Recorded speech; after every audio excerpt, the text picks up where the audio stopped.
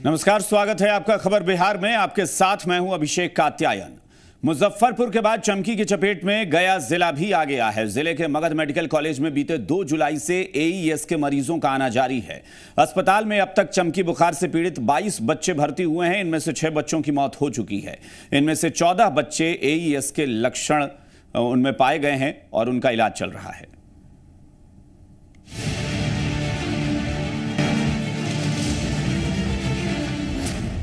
बिहार में फिर लौटा चमकी बुखार। गया में एक हफ्ते के अंदर 22 नए केस,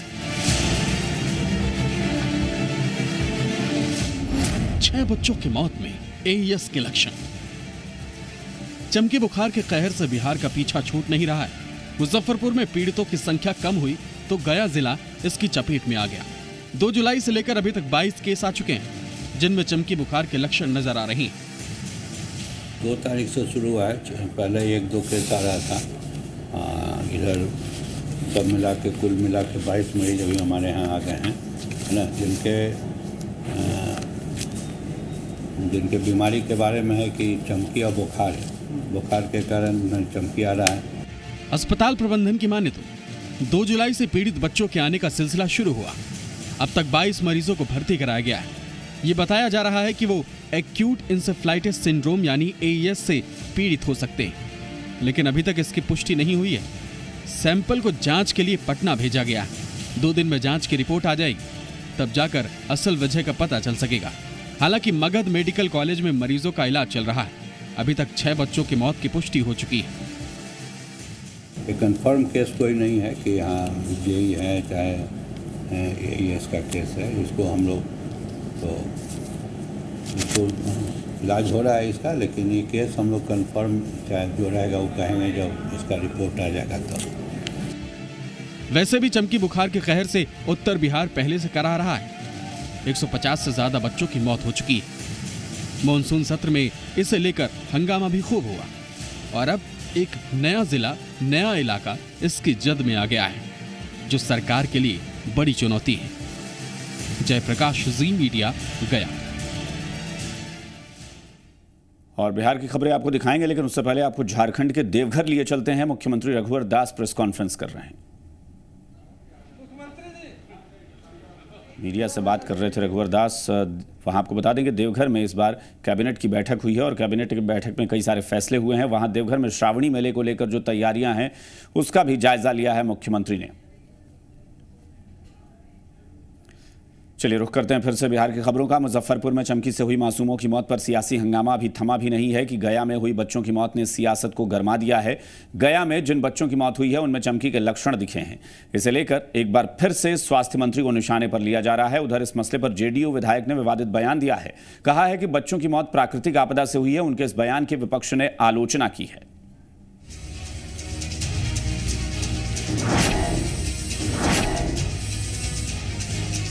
आपदा और प्रकृति द्वारा कुछ ऐसी चीजें हो जाती हैं। गया में मासूमों की मौत पर गरमाई सियासत। जेडीयू विधायक ने कहा प्राकृतिक आपदा। विपक्ष ने बताया स्वास्थ्य विभाग की लापरवाही।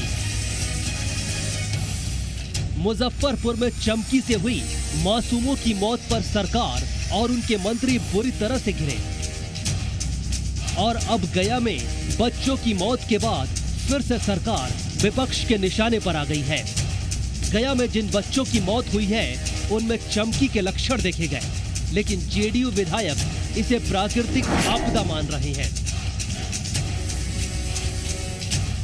आपदा और प्रकृति द्वारा कुछ ऐसी चीजें हो जाती हैं जिसको नियंत्रण न मेरे बस में न सरकार के बस में होती है। ये दिखा रहा है कि सिस्टम फेल है। सरकार ने तैयारी नहीं किया। जिस तरह से माननीय मंत्री ने विधानसभा के अंदर बताया कि ये होना चाहिए, वो तैयारी अगर 3 महीना पहले से करते तो ये एक भी बलि यहाँ पे बच्चों का नहीं चलता।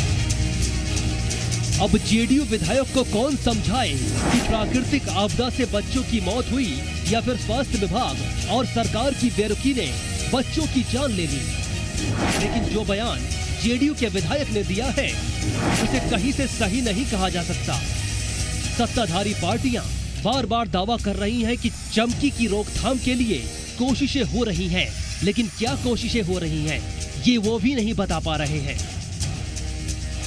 कोई भी मामला सरकार गंभीर है और सरकार के संज्ञान में है और जो भी उचित कार्रवाई होगी और वहाँ जो भी इलाज की व्यवस्था है वो सुनिश्चित की जा रही है। सभी को सही दवाएं मिल रही है और डॉक्टर भी वहाँ देखभाल कर रहे हैं। एक तरह से स्वास्थ्य व्यवस्था कोलैप्स कर चुका है यहाँ के अफसरशाही के चलते, क्योंकि स्वास्थ्य विभाग का जो नियमानुकूल होना चाहिए उसमें डॉक्टरों से बात करने से पता चलता है कि जो हम लोग को सुविधा मिलना चाहिए, जो अधिकार मिलना चाहिए, उनके पास नहीं है। गया में मासूमों की मौत को लेकर सियासी पारा फिर से चढ़ा हुआ है। निशाने पर स्वास्थ्य मंत्री हैं और सरकार को भी इसे लेकर घेरा जा रहा है। शनिवार को 10 बजे की खाना वाना खाया बच्चा और सोया आधा घंटा भर, उसके बाद उल्टी हुआ और मुंह चमकाने लगा और उसके बाद बेहोश हो गया। कल से तबीयत खराब है और एकदम मतलब होते रहता है हमेशा, और उसको आँख पलट देती है, आँख पलट कर फिर बेहोश हो जाती है, सांस भी बंद हो जाता है। आशुतोष चंद्रा, जी मीडिया, पटना। एक तरफ चमकी का कहर है तो दूसरी तरफ सूबे की चरमराई स्वास्थ्य सेवा। दोनों मुद्दों पर सरकार के स्वास्थ्य मंत्री घिरे हुए हैं। विपक्ष ने मंगल पांडे के खिलाफ मोर्चा खोल रखा है तो सत्ताधारी पार्टियां भी मंत्री के बचाव में उतरी हुई हैं, लेकिन लगता नहीं है कि स्वास्थ्य मंत्री की मुसीबत कम होने वाली है।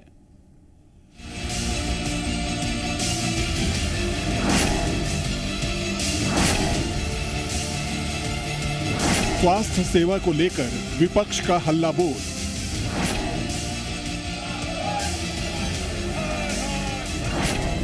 एनएमसीएच से लेकर पीएमसीएच के मुद्दे पर घिरे मंत्री।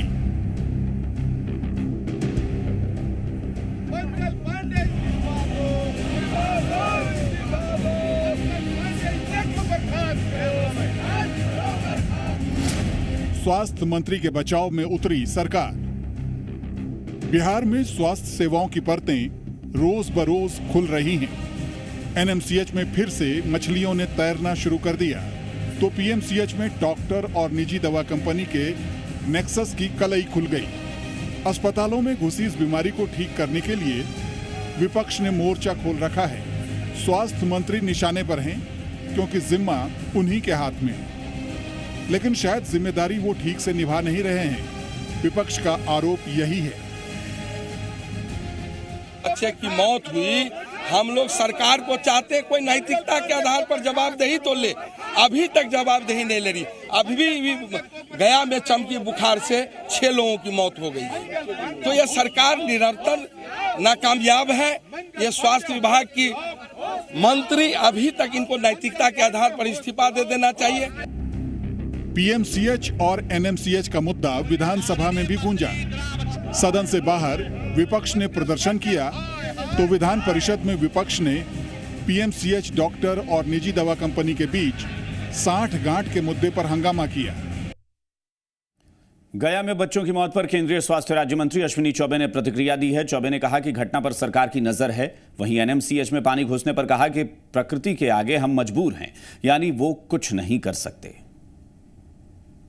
लगातार हम पल पल उसका ध्यान रखे हुए हैं। हमारी मंत्रालय स्वास्थ्य विभाग केंद्र सरकार को जब भी राज्यों से इस प्रकार की खबर आती है हम लोग तुरंत ही उस पर कार्रवाई करते हैं। अभी आसाम में भी जापानीज इंसेफ्लाइटिस का जो खबर आया तुरंत हम लोगों ने टीम वहाँ व्यापक पैमाने पर भेजा है। बिहार में भी हम लोग नज़र लगाए हुए हैं और बिहार सरकार उस मामले में अभी दक्षतापूर्वक काम कर रही है। केंद्र सरकार वहाँ चिकित्सक भेजने का, टीम भेजने का, हर प्रकार से हमारा काम ये लगातार चल रहा है। जैसे महानगरी को कोई सोच सकता है कि अब मुंबई महानगरी में भी किस प्रकार से पानी आ जाता है, तो प्रकृति के सामने कोई चीज़ चलता नहीं है। पटना में यह एक बीमारी पहले से है। इस बीमारी को हमारी सरकार संज्ञान ले रही है और हम सफाई अभियान से लेकर के नालों का बरसात के पहले सफाई करना, तो निश्चित रूप से नालंदा मेडिकल कॉलेज के पास का मुझे अनुभव है, मुझे जानकारी है कि वहाँ नाला को बाहर निकलने का रास्ता कैसे चौक्ड किया गया है, ये दुर्भाग्यपूर्ण है। बिहार में स्कूलों की हालत और शिक्षकों की नियुक्ति के मसले पर शिक्षा मंत्री बुरी तरह से घिर गए। सदन में सवालों के जवाब नहीं दे पाए। इसके बाद तो विपक्ष ने खूब हंगामा किया। हालांकि शिक्षा मंत्री ने यह जरूर बताया कि नवंबर तक शिक्षकों की नियुक्ति हो जाएगी, लेकिन कितने शिक्षकों की नियुक्ति होगी इसका जवाब उनके पास नहीं था। अब विपक्ष इसे मुद्दा बना रहा है और परेशानी सरकार की बढ़ रही है। मैंने शुरू में स्वीकार किया कि शिक्षकों की कमी है।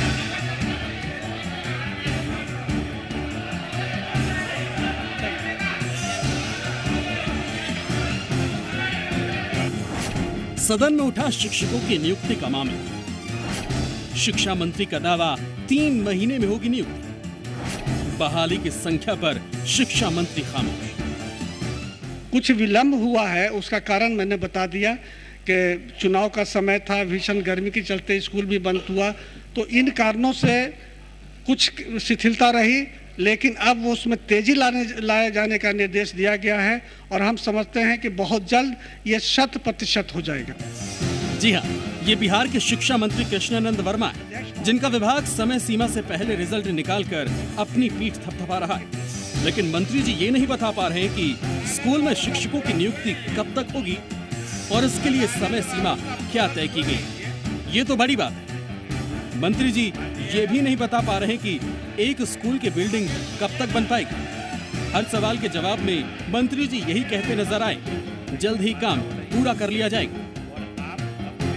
उसका स्थल निरीक्षण भी करवाया गया और उसके बाद प्राक्कलन के लिए निर्देश दिया गया और हम समझते हैं कि इस वित्तीय वर्ष के अंत तक उसका निर्माण भी हो जाएगा। मंगलवार को विधानसभा में शिक्षा विभाग से जुड़े सबसे ज्यादा सवाल थे। 126 सवाल सदन में जवाब के लिए रखा गया, जिनमें 76 शिक्षा विभाग से जुड़े थे, लेकिन उत्तर केवल 13 सवालों का हुआ, जिनमें 10 शिक्षा से जुड़े थे। इन सभी सवालों में ज्यादातर पर मंत्री जी जवाब में फंस गए। शुरुआत समस्तीपुर के रघुनाथपुर स्कूल में एक भी शिक्षक की तैनाती नहीं होने को लेकर हुई। मंत्री जी ने हकीकत को स्वीकार किया और माननीय मंत्री जी ने स्वीकार किया कि वहां एक भी शिक्षक नहीं है। यह स्थिति पूरे बिहार की है। एक मिनट ठहरिए ना भाई महोदय, जब एक भी शिक्षक नहीं है तो स्कूल को बंद काहे नहीं कर दे रहे हैं? जो मध्याह्न भोजन साइकिल फलाना दे रहे हैं। सदन के अंदर विपक्ष के हमले से परेशान शिक्षा मंत्री ने सदन के बाहर कहा कि नवंबर तक शिक्षकों की नियुक्ति हो जाएगी, लेकिन विपक्षी सवालों ने यहाँ भी उनका पीछा नहीं छोड़ा। तो सबके नियोजन की पहल हम लोग कर रहे हैं और उन लोग का नियोजन भी हो जाएगा। कब तक हो जाएगा सर? कहा ना कि नवंबर तक हमारा लक्ष्य है, हो सकता है कुछ आगे पीछे हो। जब शिक्षक नहीं है तो उसको एडमिशन लेने वाला, इनरोल करने वाला कौन है? तो ये तो अब पता चल रहा है कि इसका मतलब कि वो भी फर्जी है। पहली बार नहीं है कि सदन में जब शिक्षा मंत्री सवालों पर घिर गए। इससे पहले भी मंत्री जी की किरकिरी हो चुकी है, लेकिन पुरानी गलतियों से लगता है मंत्री जी ने सबक नहीं सीखा। नहीं तो फिर से ऐसा नहीं होता। आशुतोष के साथ शैलेंद्र, जी मीडिया, पटना। हालांकि कितने सीटों पर शिक्षकों की बहाली होगी बिहार के शिक्षा मंत्री को इसकी जानकारी नहीं है, लेकिन विभाग से मिली जानकारी के मुताबिक बिहार में लगभग 1,11,000 शिक्षकों की बहाली की जाएगी, जिसमें टीईटी और एसटीईटी पास छात्रों को तवज्जो दिया जाएगा। शिक्षा विभाग के इस फैसले से साल 2011 और 12 में पास टीईटी छात्रों को भी फायदा होगा। विभाग ने इनके प्रमाण पत्रों की वैधता 2 साल तक बढ़ा दी है। नियोजन में 2012 और 2017 में टीईटी उत्तीर्ण 1,11,000 अभ्यर्थियों को मौका मिलेगा। शिक्षा विभाग ने 2012 में टीईटी पास 65,984 अभ्यर्थियों की वैधता 14 मई 2021 तक बढ़ाई है। नियोजन के लिए शिक्षकों के पदों की गणना प्राथमिक कक्षाओं के वर्ग 1 से 5 और उच्च प्राथमिक कक्षाओं में 6 से 8 तक के लिए होगी। प्रारंभिक स्कूलों के लिए पंचायत शिक्षक, प्रखंड शिक्षक, नगर पंचायत, नगर परिषद और नगर निगम शिक्षक की बहाली होगी। पंचायत और प्रखंड समेत प्रारंभिक नियोजन इकाइयों के माध्यम से बहाली की प्रक्रिया 25 जुलाई से शुरू होगी। शिक्षा विभाग की तैयारियों के मुताबिक 26 अगस्त से 25 सितंबर तक अभ्यर्थी नियोजन इकाइयों में आवेदन कर सकेंगे। मेधा सूची 26 सितंबर से बननी शुरू होगी। 21 अक्टूबर को मेधा सूची का प्रकाशन किया जाएगा। फिर इस पर आपत्तियां मांगी जाएंगी और उनका निराकरण 11 नवंबर तक होगा। अंतिम रूप से 3 दिन बाद मेधा सूची प्रकाशित होगी। 30 नवंबर से 7 दिसंबर तक संपादक के बीच प्रमाण पत्रों का मिलान होगा। चयन सूची बनाई जाएगी। नियोजन इकाइयां 9 से 12 दिसंबर के बीच नियोजन पत्र वितरित करेंगी। नियमावली के मुताबिक 50% सीटों पर महिलाओं का नियोजन होगा। महिला अभ्यर्थी नहीं मिलने पर ये पद रिक्त रहेंगे। नियोजन में सामान्य प्रशासन विभाग द्वारा जारी आरक्षण का रोस्टर का पालन किया जाएगा। आर्थिक रूप से कमजोर वर्ग को पहली बार 10% आरक्षण का लाभ मिलेगा। आईआरसीटीसी होटल आवंटन मामले में बिहार के नेता प्रतिपक्ष तेजस्वी यादव की अर्जी पर कोर्ट ने फैसला सुरक्षित रख लिया है। कोर्ट अब इस पर 23 जुलाई को फैसला सुनाएगा। उस दिन कोर्ट अपने फैसले के जरिए तय करेगा कि जब तक सीबीआई के दाखिल मामलों में आरोप तय नहीं हो जाते तब तक ईडी के मामले में आरोप तय नहीं हो सकते हैं या नहीं। आपको बता देंगे ईडी ने एक केस सीबीआई के एफआईआर पर दर्ज किया था। इसी को लेकर तेजस्वी यादव की तरफ से अर्जी लगाकर ईडी के मामले पर चल रहे ट्रायल पर रोक लगाने की मांग की गई है। मंगलवार को कोर्ट में पेशी के दौरान तेजस्वी ने कहा कि जब तक सीबीआई के मामले में चल रहे ट्रायल पर आदेश नहीं आता है तब तक ईडी आरोपों पर बहस न करे। आपको बता दें कि आईआरसीटीसी केस में सीबीआई द्वारा दर्ज मामले में चल रहे ट्रायल पर कोर्ट ने रोक लगा रखी है। इस मामले में सीबीआई और ईडी दोनों एजेंसियां अलग अलग जांच कर रही हैं। इस केस में लालू यादव, राबड़ी देवी, तेजस्वी यादव समेत कई आरोपी हैं। कोर्ट से इन लोगों को फिलहाल जमानत मिली हुई है।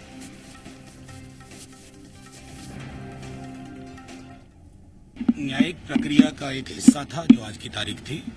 दोनों हमारे पक्ष को सुना गया।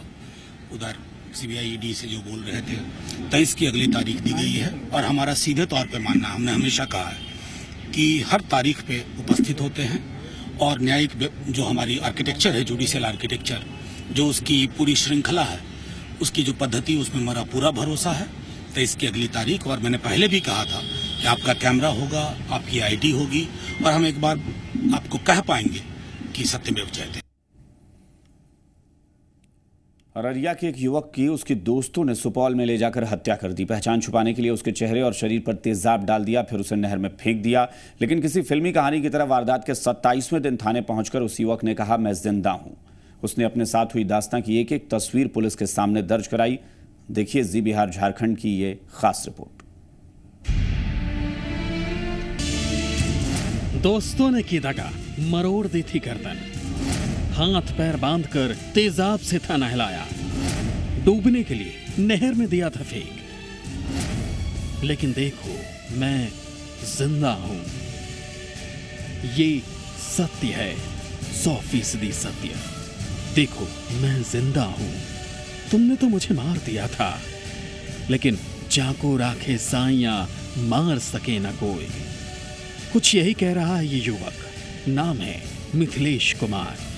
अररिया के रहने वाले मिथिलेश और उसके परिजनों का आरोप है कि उसके दोस्तों ने ही उसकी हत्या की साजिश रची थी। तारीख थी 13 जून। मिथिलेश को उसके दोस्त दवा खरीदने के बहाने अपने साथ ले गए थे। फिर सुपौल के रतनपुरा में नरहौवा नहर के किनारे उसकी हत्या की कोशिश की गई। पीड़ित के मुताबिक नहर के पास अंधेरा और सन्नाटा देख साथियों ने उसका गला मरोड़ दिया और उसके चेहरे पर तेजाब डाल दिया। फिर उसे मरा समझकर नहर में फेंक दिया। हमको रतनपुरा ले गया, बोला पिपराई चलो, तुरंत आ जाएंगे।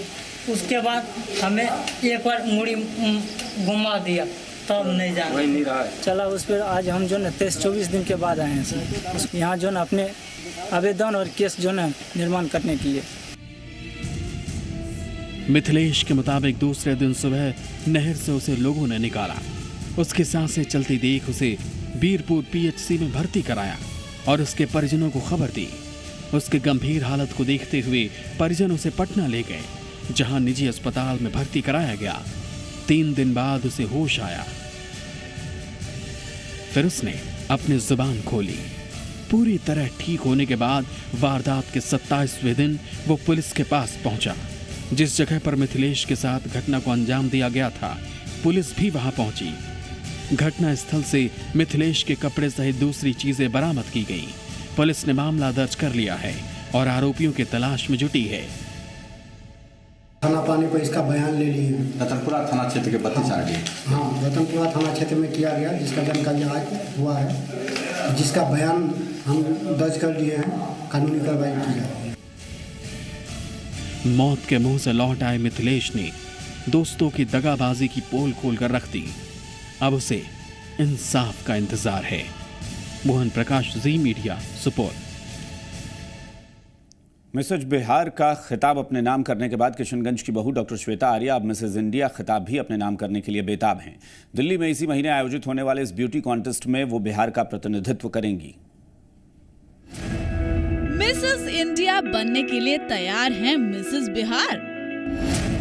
ब्यूटी कॉन्टेस्ट पर कब्जा जमाएंगी किशनगंज की बहू। मिसेज बिहार डॉक्टर तारा श्वेता आर्या ब्यूटी कॉन्टेस्ट रूबरू मिसेज इंडिया 2019 का खिताब जीतने के लिए पूरी तरह तैयार हैं। डॉक्टर तारा श्वेता आर्य मिसेज इंडिया में भाग लेने दिल्ली जाएंगी, जहां इंडिया के हर राज्य से जीते हुए कंटेस्टेंट पहुंचेंगी। मिसेज इंडिया 2019 का फाइनल इसी महीने होने जा रहा है। डॉक्टर तारा श्वेता बिहार की ओर से इसका प्रतिनिधित्व करेंगी। कि शादी के बाद लाइफ खत्म नहीं होती। जिनका शौक था मिस इंडिया बनने का, वो मिस इंडिया नहीं बन पाई, तो वो अब मिसेज इंडिया बन सकती हैं। ये जो रूबरू मिसेज इंडिया है, ये एक ऐसा प्लेटफॉर्म है there the married women can relive their dreams. वो अपने ड्रीम्स को आगे बढ़ा सकती हैं। इससे पहले पटना में 30 जून को आयोजित रूबरू मिसेज इंडिया कॉन्टेस्ट में किशनगंज के इस मशहूर गायनेकोलॉजिस्ट ने 55 प्रतिभागियों को पीछे छोड़ते हुए मिसेज बिहार के क्राउन पर अपना कब्जा जमाया। दूर से तो ये देखने में बड़ा आसान लगता है। जब मैं वहां पहुंची तो मैंने वहां पे 55 पार्टिसिपेंट्स देखे, पर एक तो मेरा हार्ड वर्क, दूसरा डिटर्मिनेशन, और तीसरा ये रहा कि मुझे भी एक चाव जागा कि कंपटीशन काफी टफ है, तो मुझे भी अपने आप को प्रूव करना है, क्योंकि मैं किशनगंज को रिप्रेजेंट कर रही हूँ। मिसेज बिहार डॉक्टर तारा श्वेता आर्या महिलाओं के इंसाफ के लिए आवाज उठाने से कभी पीछे नहीं हटती। राजनीति में भी उनकी काफी रुचि है। अपनी मेहनत और लगन से मिसेज बिहार का खिताब जीतकर वो महिलाओं के लिए प्रेरणा का स्रोत बन गई हैं। अब इंतजार है वो मिसेज इंडिया बन बिहार का नाम रोशन करें। किशनगंज से अमित कुमार के साथ ब्यूरो रिपोर्ट, जी मीडिया। और इस के बाद अब बात किशनगंज की करेंगे, जहां जिले की रीढ़ माना जाने वाला 6 दशक पुराना मौजाबाड़ी पुल जर्जर हो चुका है। पुराने पुल की मरम्मती के साथ ही इसके समानांतर एक नए पुल को बनाने की मांग यहां के लोग कई साल से कर रहे हैं। महानंदा नदी पर स्थित इस पुल का हाल यह है कि कभी भी इस पर आवागमन ठप हो सकता है। जर्जर होने लगी किशनगंज की लाइफलाइन। पुल टूटा तो ठप हो जाएगी जिले की रफ्तार। समानांतर पुल बनाने की मांग कब पूरी होगी? महानंदा नदी पर बना किशनगंज जिले का ये है मौजाबाड़ी पुल। 60 साल पहले बने इस पुल की हालत ऐसी हो गई है कि भारी वाहनों के गुजरते समय पुल पूरी तरह थरथराने लगता है। पुल जगह जगह क्षतिग्रस्त भी हो चुका है। जर्जर हो चुके इस पुल पर बारिश होते ही जहां तहां पानी लग जाता है, जिससे पैदल चलने वाले राहगीरों को परेशानी होती है। इस पुल के समानांतर पुल बनाए जाने की मांग की जा रही है। यहाँ के जितने लोग हैं लगभग 2-3 प्रखंड तो प्रभावित होगा ही, और ये इसको शीघ्र ही बनना चाहिए। अगर नहीं बनाया गया समय पर, कभी अगर ये पुल टूट गया तो इलाके में बहुत बड़ा क्षति होगा, जिसका उम्मीद नहीं किया जा सकता। ये कम से कम 70-65 साल होगा पुल का। क्या हालत है अभी पुल का? पुल में जान नहीं है, गाड़ी चलता है, लचकता है पुल बहुत। अगर इस पुल पर किसी दिन आवागमन ठप हुआ तो जिले की विकास की रफ्तार थम जाएगी। जिला मुख्यालय से जिले की 2/3 आबादी का संपर्क भंग हो जाएगा। जिले का पूरा कारोबार भी ठप हो जाएगा। ये पुल किशनगंज जिले की 90% आबादी को जिला मुख्यालय से जोड़ने का एकमात्र साधन है। जिला मुख्यालय से नेपाल बॉर्डर को जोड़ने के साथ ही जिले के कई प्रखंडों और सीमावर्ती जिला अररिया तक जाने के लिए मौजाबाड़ी पुल ही एकमात्र विकल्प है। हम लोगों ने जो जल निष्करण की टीम है और जो पुल निर्माण निगम की टीम है और जो हमारे आरसीडी की टीम इंजीनियर्स हैं, उन सभी को निर्देश दिया है कि जो भी प्रोटेक्शन वर्क पुल को बचाने के लिए आवश्यक है उन सभी को लिया जाए। अगर रिटेनिंग वॉल की आवश्यकता होगी तो भी माननीय मुख्यमंत्री ने विभाग के प्रधान सचिव अमृतलाल मीणा जी को भी कहा है, और जिसका DPR बन गया है और ये स्वीकृति के प्रोसेस में बहुत जल्द ये स्वीकृति होगा, टेंडर होगा